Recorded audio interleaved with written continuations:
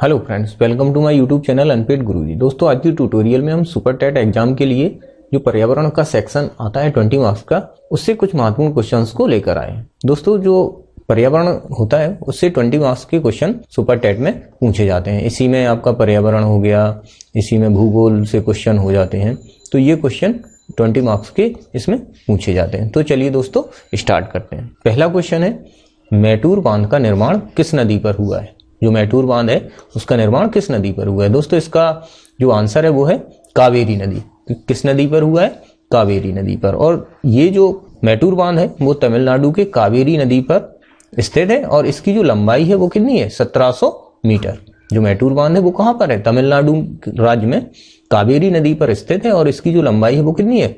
1700 metre. चलिए दोस्तों, अगला क्वेश्चन हम लोग देखते हैं। दुधवा राष्ट्रीय उद्यान कहां पर है? दुधवा राष्ट्रीय उद्यान कहां पर है? दोस्तों, ये बहुत महत्वपूर्ण क्वेश्चन है। अगला क्वेश्चन है, दुधवा राष्ट्रीय उद्यान कहां पर है? दोस्तों, आंसर है वो है उत्तर प्रदेश। उत्तर प्रदेश में ये राष्ट्रीय उद्यान दुधवा नेशनल पार्क जिसे हम लोग बोलते हैं ये स्थित है।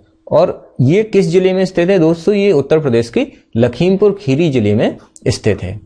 जो राष्ट्रीय उद्यान है दुधवा नेशनल पार्क, वो बाघों एवं बारहसिंघा के लिए विश्व प्रसिद्ध है। किसके लिए विश्व प्रसिद्ध है? बाघों एवं बारहसिंघा के लिए। तो ये भी क्वेश्चन पूछ लिया जाता है कभी कभी कि जो दुधवा नेशनल पार्क है वो किस जिले में स्थित है? तो ये है उत्तर प्रदेश के लखीमपुर खीरी जिले में। और किसके लिए फेमस है? बाघों एवं बारहसिंघा के लिए विश्व प्रसिद्ध है। चलिए अगला क्वेश्चन हम लोग देख लेते हैं। बुंदेलखंड पठार में उत्तर प्रदेश के कौन कौन से जिले शामिल हैं? क्वेश्चन एक बार फिर से देख लेते हैं।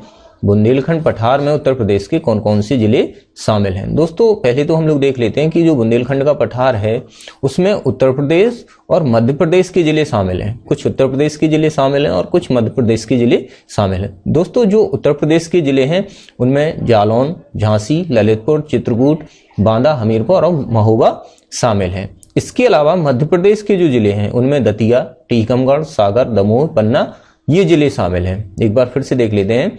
जो उत्तर प्रदेश के जिले हैं बुंदेलखंड क्षेत्र में उनमें जालौन, झांसी, ललितपुर, चित्रकूट, बांदा, हमीरपुर और महोबा जिले हैं। और जो मध्य प्रदेश के जिले हैं उनमें दतिया है, टीकमगढ़ है, सागर है, दमोह है, पन्ना है, ये जिले शामिल हैं। चलिए अगला क्वेश्चन हम लोग देखते हैं। भारत की सबसे ऊंची चोटी कौन सी है? जो भारत की सबसे ऊंची चोटी है वो है K2, जिसे हम लोग बोलते हैं गॉडविन ऑस्टिन। ये भारत की सबसे ऊंची चोटी है और इसकी जो ऊंचाई है वो है 8611 मीटर ऊंचाई।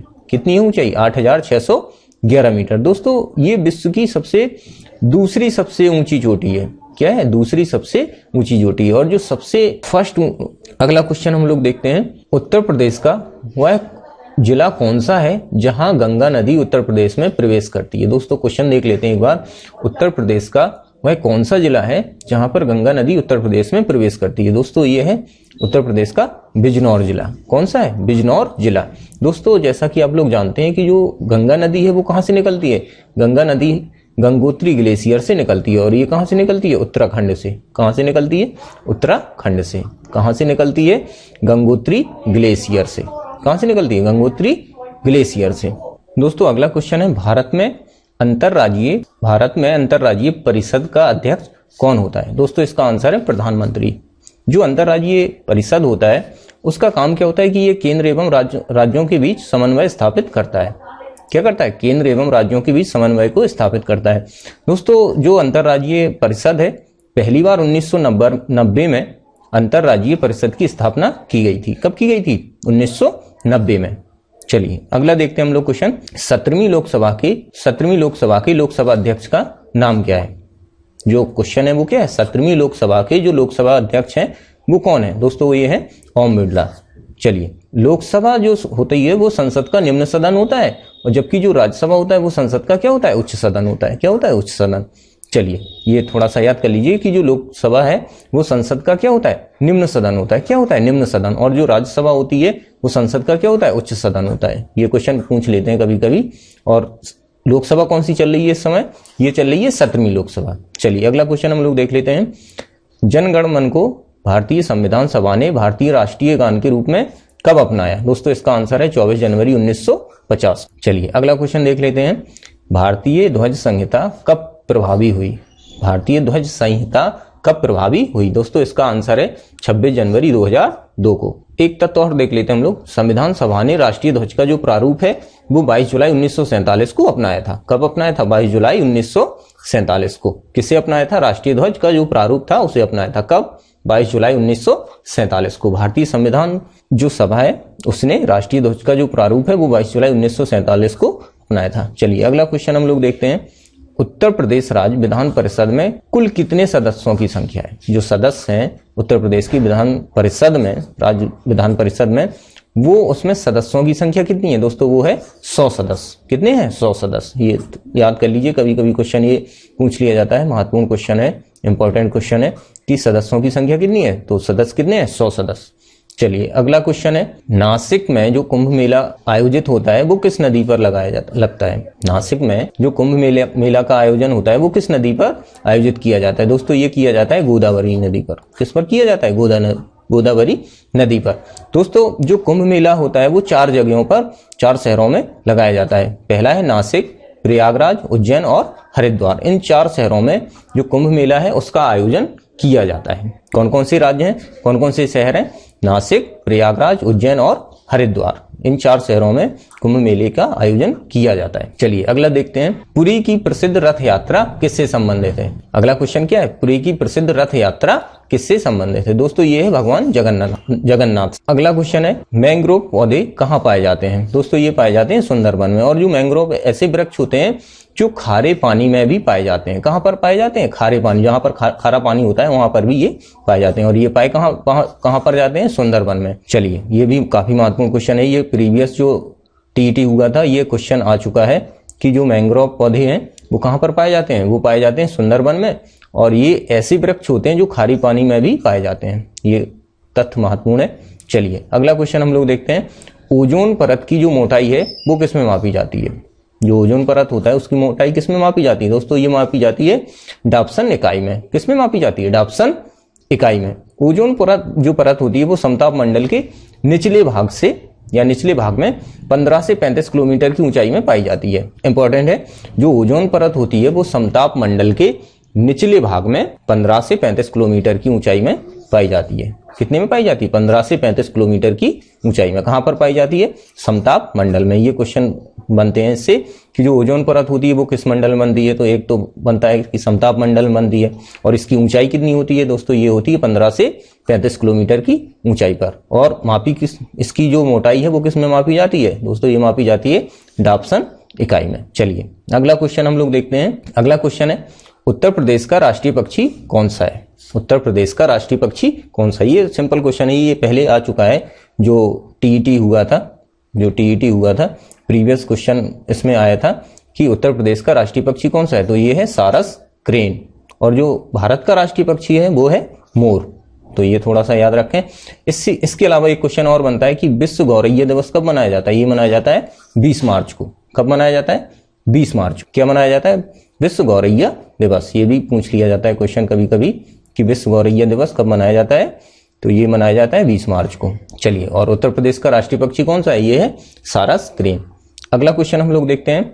ग्रेट डिवाइडिंग रेंज कहां पर है?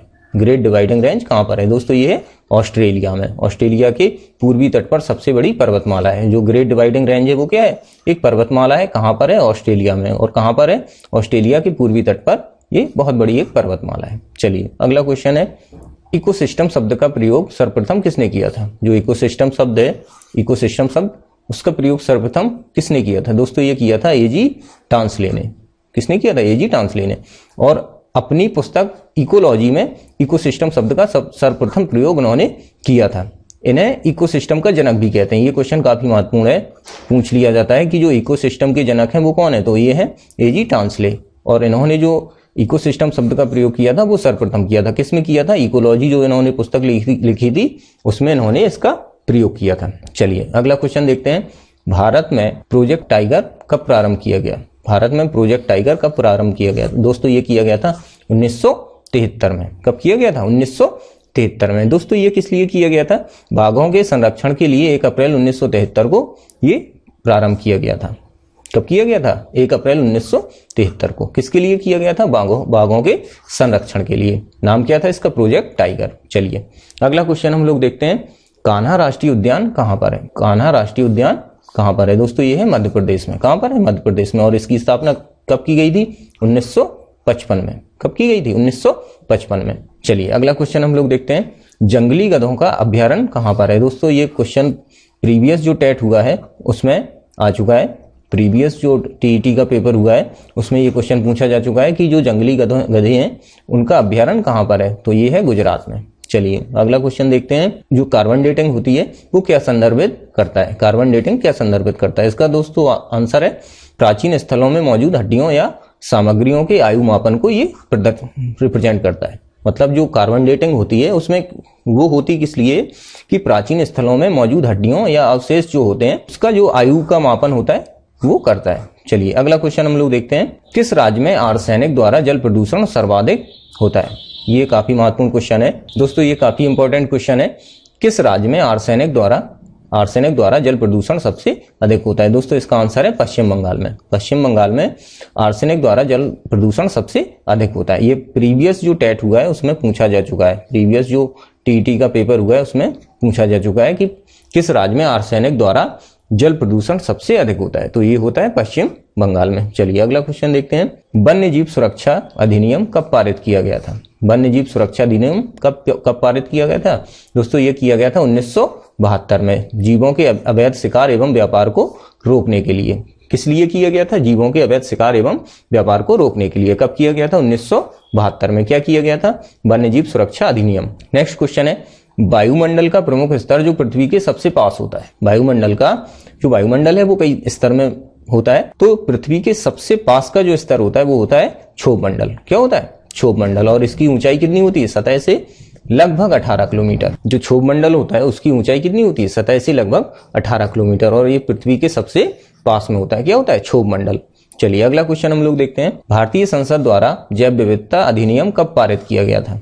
भारतीय संसद द्वारा जैव विविधता अधिनियम कब पारित किया गया था? दोस्तों ये किया गया था 11 दिसंबर 2002 को। बहुत महत्वपूर्ण क्वेश्चन है, 11 दिसंबर 2002 को। चलिए नेक्स्ट क्वेश्चन हम लोग देखते हैं, अम्लीय वर्षा किससे संबंधित होती है? जो अम्लीय वर्षा होती है वो किससे संबंधित होती है? दोस्तों ये होती है सल्फ्यूरिक एसिड से। अम्लीय वर्षा देख लेते हैं, अम्लीय वर्षा होती क्या है? सल्फर डाइऑक्साइड जिसे हम लोग बोलते हैं SO2 गैस के वर्षा के पानी में घुलने के से जो वर्षा का जल होता है वो अम्लीय हो जाता है। तो अम्लीय वर्षा का जो pH मान होता है वो कितना होता है? 5 से कम हो जाता है। जो अम्लीय वर्षा होती है उसका pH मान कितना हो जाता है? 5 से कम हो जाता है। क्यों होता है ऐसा? सल्फर डाइऑक्साइड जो गैस होती है SO2 जिसे हम लोग बोलते हैं, SO2 के वर्षा के पानी में घुलने से क्या होता है? वर्षा का जो जल होता है वो अम्लीय हो जाता है। तो उसी को हम लोग क्या बोलते हैं? अम्लीय वर्षा बोलते हैं। और इसका जो pH मान होता है वो क्या होता है? 5 से कम हो जाता है। तो अम्लीय वर्षा किसके कारण होती है या किससे संबंधित होती है? तो ये होती है सल्फ्यूरिक एसिड से। चलिए अगला क्वेश्चन है, WWF से क्या आशय है? WWF से क्या आशय है? दोस्तों इसका आंसर है वर्ल्ड वाइल्ड लाइफ फंड। दोस्तों जो WWF है उसकी स्थापना की गई थी 29 अप्रैल 1961 को। कब की गई थी? 29 अप्रैल 1961 को। और जो इसका मुख्यालय है वो कहां पे है? ग्लांड स्विट्जरलैंड में। कहां पर है? ग्लांड स्विट्जरलैंड में। चलिए अगला क्वेश्चन हम लोग देखते हैं, फूलों की घाटी जिसे हम लोग बोलते हैं वैली ऑफ फ्लावर्स ये कहां पर है? दोस्तों ये है उत्तराखंड के चमोली जिले में। उत्तराखंड के फूलों की घाटी जिसे हम लोग क्या बोलते हैं? वैली ऑफ फ्लावर्स, ये कहां पर है? उत्तराखंड के चमोली जिले में। तो इसका आंसर क्या हो जाएगा? उत्तराखंड के चमोली जिले में। चलिए अगला क्वेश्चन हम लोग देखते हैं, तिब्बत की सांगपो नदी भारत में किस नाम से जानी जाती है? ये काफी महत्वपूर्ण क्वेश्चन है। ये प्रीवियस जो टेट हुआ है उसमें आ चुका है कि तिब्बत की सांगपो नदी भारत में किस नाम से जानी जाती है? दोस्तों ये जानी जाती है ब्रह्मपुत्र नदी के नाम से। चलिए अगला क्वेश्चन हम लोग, लास्ट क्वेश्चन है, 1853 में भारत की जो पहली ट्रेन चलाई गई थी वो कहां पे चलाई गई थी? तो ये चलाई गई थी मुंबई से ठाणे के बीच में। कहां पर चलाई गई थी? मुंबई से ठाणे के बीच में। और किस सन में चलाई गई थी? 1853 में। कब चलाई गई थी? 16 अप्रैल 1853 को चलाई गई थी। और इसकी जो दूरी थी, जो पूरी दूरी थी वो कितनी थी? 34 किलोमीटर। किसके बीच चलाई गई थी? मुंबई से ठाणे के बीच में। तो दोस्तों ये था हमारा आज का ट्यूटोरियल। आज का ट्यूटोरियल आपको हमारा कैसा लगा हमें कमेंट सेक्शन में जरूर बताएं। Thank you.